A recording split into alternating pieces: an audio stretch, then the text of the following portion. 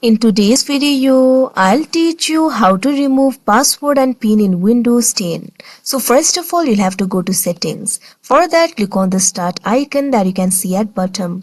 Over the gear icon, you'll be able to find the option for settings. Click on it. Now after you do that, you'll be led to the settings interface. Click on this option accounts that you can see on the screen. Now after you do that, you'll be able to access the account settings. At left, you'll be able to find various options over here. Click on this option, sign in options that you can see on the screen. Now once you do that, you'll be led to this kind of interface. You'll be able to manage how you sign into your device. So if you want to remove your password, click on this option, password. Now after you do that, you'll be able to find the option for remove over here. You can simply click on it. Likewise, if you want to remove the pin, simply click on this option, Windows Hello Pin.